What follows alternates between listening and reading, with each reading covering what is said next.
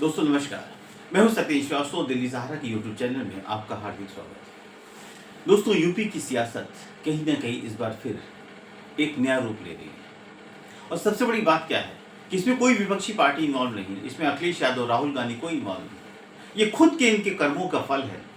खुद के कर्मों की जो इन्होंने बीज बोया है उसका यथार्थ रिजल्ट है कि आज दिल्ली के अंदर जो दिल्ली में भाजपा के शीर्ष नेतृत्व बैठा हुआ है, कभी उसके इशारे पर प्रदेश के मुख्यमंत्री योगी आदित्यनाथ निशाने पे थे।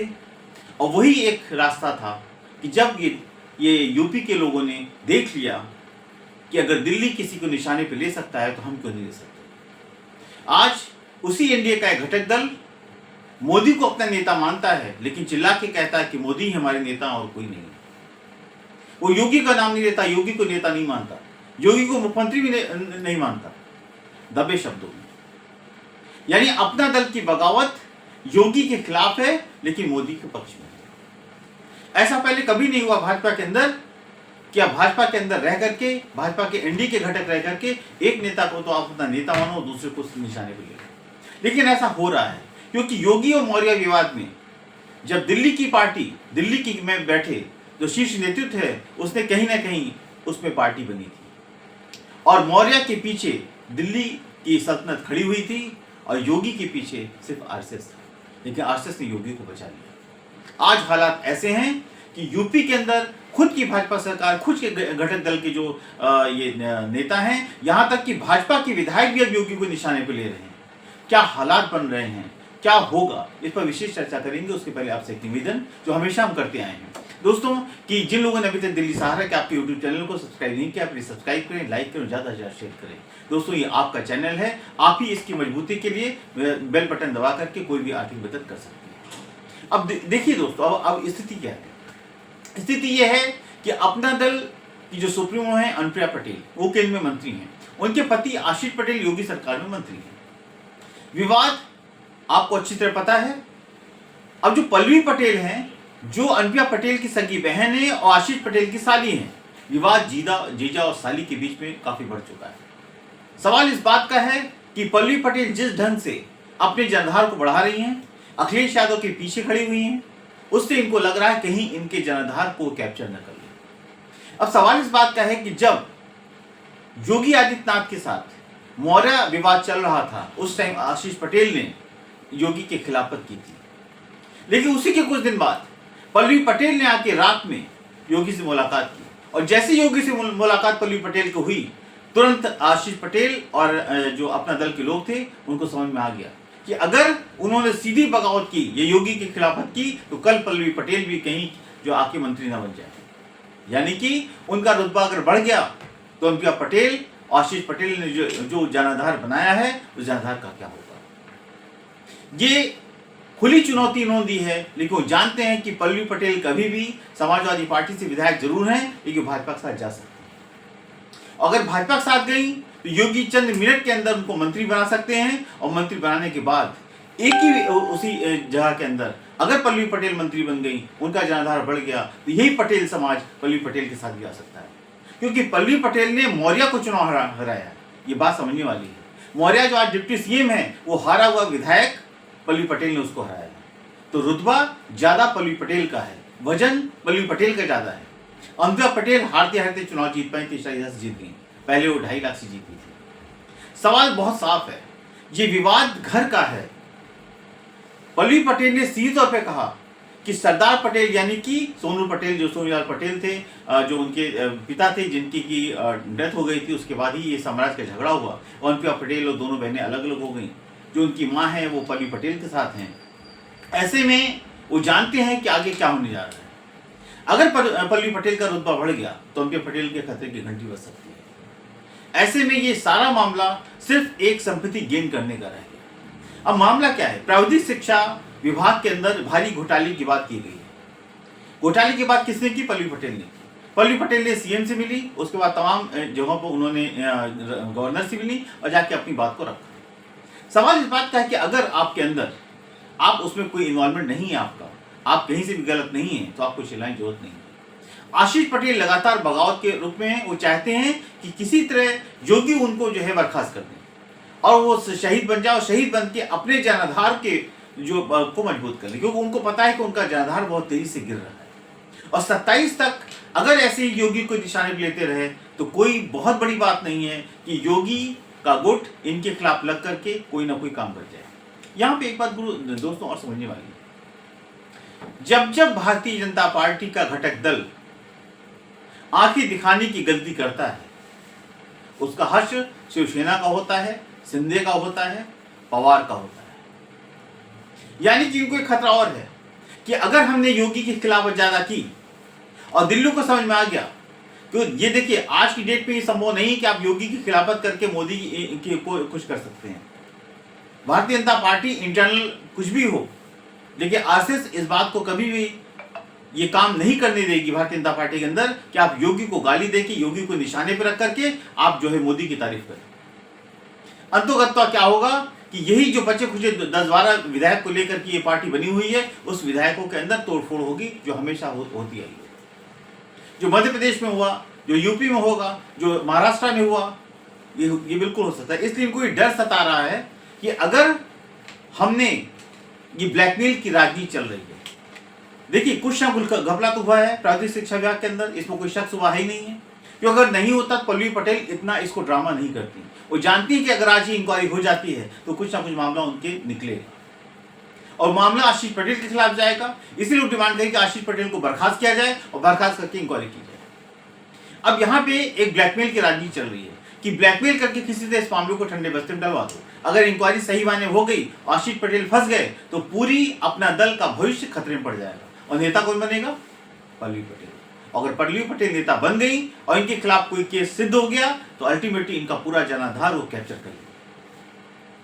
अब सवाल बात इसका है कि पल्लवी पटेल या अनुप्रिया पटेल, आशीष पटेल, एक पटेल समाज का जो अपना वोट बैंक है उसकी लड़ाई तो समझ में आ गई। लेकिन दोस्तों यहाँ पे एक चीज और समझ में आ रही है।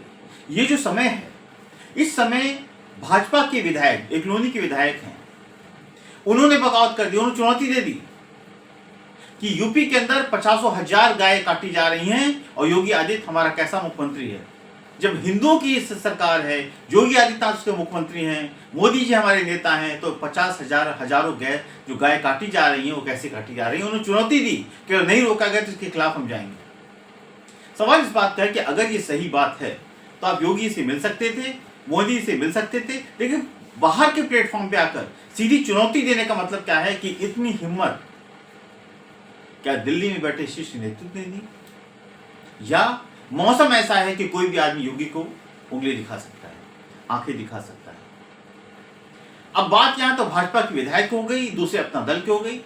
जब ये दस्तूर चालू हुआ तो एनडीए से और भी एक आंखें दिखाने वाले हम पार्टी के जीतन मांझी हो गए। उन्होंने कहा कि साहब हम एनडीए से हमारा मतलब नहीं, हम तो सीधे दिल्ली में चुनाव लड़ेंगे भाजपा के खिलाफ। तो देखिए जो वक्त है, वक्त एनडीए के खिलाफ, एनडीए के अंदर ये भाजपा का विरोध ज्यादा पनप रहा है। ये विरोध क्या अंजाम लेगा ये तो आने वाला वक्त बताएगा। इसी बीच एक नई चीज पैदा हुई। यूपी की दूसरे इनके सहयोगी निषाद पार्टी के संजय निषाद, उन्होंने धमकी दे दी कि अब नहीं चलेगा, क्योंकि मौसम ऐसा है। उनको पता है 2 साल बाद चुनाव है। अगर आज से आप मौसम वैज्ञानिक बन करके भाजपा की खिलाफत करोगे, अपने जो समाज की लड़ाई को आगे बढ़ाओगे, तो आपको तभी आप बीजेपी को ब्लैकमेल कर पाओगे, तभी अच्छी सीट जीत पाओगे।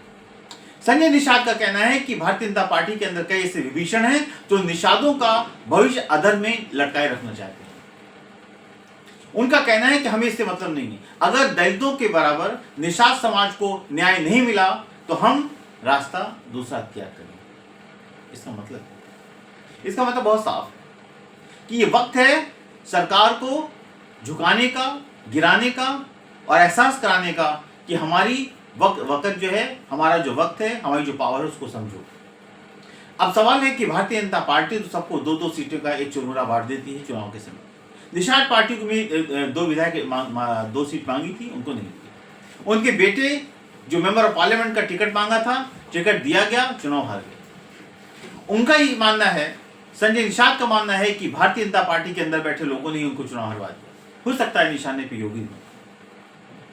सवाल इस बात का है कि चुनाव टिकट आपको दिया गया, आप चुनाव नहीं जीत पाए।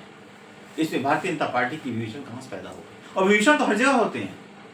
ये किस पार्टी के अंदर नहीं है जहां अंदरूनी झगड़ा ना हो, जहां एक ही डाल पे बैठ के उसी डाल को काटने वाले लोग ना मिले? बिल्कुल मिलेंगे। यही तो राजनीति है। हर व्यक्ति, जब योगी की खिलाफत आप कर सकते हो तो योगी आपकी आरती उतारेगा, योगी भी तो आपके कुछ ना कुछ करेगा।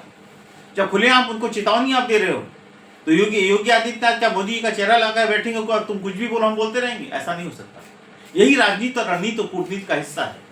इसका मतलब बहुत साफ है कि संजय निषाद को एहसास है कि योगी एंड पार्टी ने उनके बेटे को चुनाव हरवा दिया। खोल के कुछ भी नहीं कर रहे, बहुत शांत ढंग से, लेकिन उन्होंने एक चीज बता दी कि निषाद पार्टी इस बात पे कटिबद्ध है कि निषादों को आरक्षण मिलना चाहिए और दलितों को बराबर मिलना चाहिए। पॉसिबल नहीं है, वो भी जानते हैं पॉसिबल नहीं है, लेकिन राजनीति तो कर सकते हैं, अपनी बात तो उठा सकते हैं, माहौल तो बना सकते हैं। और जब माहौल बनाएंगे तभी तो उनकी सुनी जाएगी, तभी कुछ सीटें और बढ़ जाएंगी। तो सवाल इस बात का है कि भारतीय जनता पार्टी के अंदर या भारतीय जनता पार्टी की जो भी सहयोगी दल हैं लगातार क्यों आला कमान को या यूपी के मुख्यमंत्री को निशाने पर ले रहे हैं? अब सवाल इस बात का है कि लगातार कहीं योगी गवर्नमेंट निशाने पर आती है या योगी सरकार के बड़े जो अधिकारी हैं वो निशाने पर आते हैं। जैसे सूचना निदेशक शशि सिंह के पीछे आशीष पटेल पड़े हुए, उनका कहना है शशि सिंह ने उनको बहुत कहीं ना कहीं आघात पहुंचाया है, उनके खिलाफ जो है लोगों को मिसगाइड किया है। जो भी सच्चाई हो, कहने में कुछ नहीं जाता, लेकिन सवाल इस बात का है कि अगर पार्टी के अंदर रहना है, अगर आपको एक छत के नीचे रहना है तो उसके कुछ डेकोरम है, उसको पूरा करना पड़ेगा। लेकिन शायद इस टाइम ऐसा नहीं हो पा रहा है। हर व्यक्ति अपनी अपनी राग अलाप रहा है, क्योंकि अनुप्रिया पटेल ने जब 69,000 शिशुओं की भर्ती का मामला था, जाति जनगणना का मैटर था, तो कहीं ना कहीं आवाज उसके विरोध में उठाई थी। पार्टी के कैडर को उन्होंने नहीं समझा, पार्टी के सहयोगी दल की भूमिका नहीं निभाई, उन्होंने अपना वोट बैंक देखा।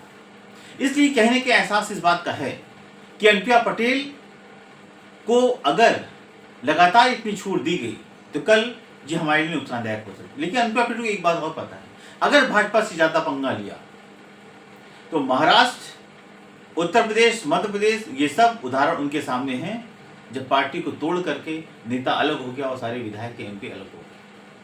तो उनको इस बात का डर है कि अगर ऐसा हमने ज्यादा हमने रबड़ खींची तो ऐसा ना हो कि हमारी जगह पल्लवी पटेल कल वहां पे मंत्री बन के शपथ लेती दिखें और उसके बाद बीजेपी के लोग पल्लवी पटेल के आगे जाकर के उनकी रैलियां करा करके उनको फेमस करके हमारे विरोध में हमारे सारे वोट बैंक को कैप्चर कर लें।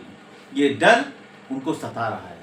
और वैसे भी पल्लवी पटेल की लड़ाई सीधी सी बात है कि अनुप्रिया पटेल के खिलाफ है, जग जाहिर है, इसमें कहने की कोई बात ही नहीं है, क्योंकि एक ही समाज के लोग हैं, एक ही घर के लोग हैं, एक ही समाज के वोट बैंक के लिए लड़ाई है। पटेल समाज इनका असली वोट बैंक है और दोनों की लड़ाई इसीलिए है। ये माँ बेटी की लड़ाई भी है, ये जीजा साली की लड़ाई भी है, इसलिए इस लड़ाई को आप कहीं से भी इनकार नहीं कर सकते। उसके बाद यूपी और दिल्ली में बैठे लोग अगर सियासत की लड़ाई में पड़ेंगे तो निश्चित रूप से जो भी परिणाम होगा वो दुखद होगा। दोस्तों, कुल मिलाकर के जो स्थितियां हैं वो काफी बिखराव की मुद्रा में है। आशीष पटेल जो योगी को अपना नेता नहीं मानते थे, पहली प्रेस कॉन्फ्रेंस में चिल्ला के कहा कि हम जिससे मिलना था मिला, योगी का नाम लेने को तैयार नहीं थे। मजबूरी में या दिल्ली के प्रेशर में उनको योगी जी से जाके मिलना पड़ा, अपना दुखड़ा रोना पड़ा।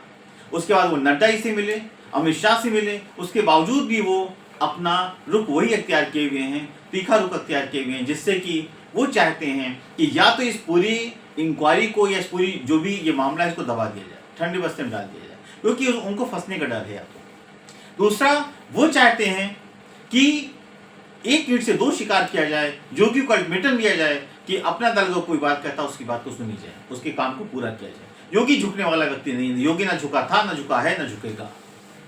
अपना दल जैसे लोग आएंगे, जाएंगे, निकल जाएंगे, वो योगी को कुछ दे के नहीं जा रहा है। तो योगी आज यूपी के अंदर बैठा है तो अपने बल पे बैठा है, अपनी मेहनत पे बैठा है। योगी अपना दल के पीछे नहीं जा रहा है, लेकिन अपना दल को डर है कि अगर योगी से पंगा ज्यादा लिया तो ऐसा ना हो कि उनका जनाधार नीचे से निकल जाए। ऐसे हालात में अब इसमें भाजपा का जो शीर्ष नेतृत्व है वो क्या करता है? वो योगी से डायरेक्ट उनके खिलाफ कुछ नहीं कर सकता, उन्हें हिदायत दे सकता है, इंस्ट्रक्शन की बात तो नहीं कर सकते। ये कह सकते हैं कि बोल सकता है कि इस मामले पे पार्टी के साथ साथ कैसे इस पर विचार किया जाए। लेकिन पल्लवी पटेल ने रुख अख्तियार कर रखा है, मामले को दबा नहीं सकते क्योंकि मामला हाईलाइट हो गया है। आज पल्लवी पटेल इस मैटर को उठा रही है, अगर आप दबाओगे तो कल मामला और आगे बढ़ेगा, फिर समाजवादी पार्टी और कांग्रेस के लोग इस मुद्दे को उठाएंगे। अभी वो देख रहे हैं कि भाजपा का शीर्ष नेतृत्व इस पर क्या करता है। योगी सरकार इस पर कोई इंक्वायरी कमेटी बैठाती है नहीं बैठाती है। अगर घोटाला हुआ है तो इसमें पार्टी सरकार दोनों निशाने पर होंगी, इसलिए इसको दबाने की भूल वो नहीं करेंगे। अपना दल जरूर चाहता है इस मामले को दबा दिया जाए जिससे कि उसकी कोई बदनामी ना। दोस्तों, आपको हमारा ये प्रोग्राम ये आज का विश्लेषण कैसा लगा, प्लीज कमेंट बॉक्स में कमेंट्स करें, लाइक करें, शेयर करें, ज्यादा से ज्यादा शेयर करें। मैं हूं सत्येंद्र श्रीवास्तव। कल फिर एक नए विषय के साथ आपसे मुलाकात होगी। नमस्कार।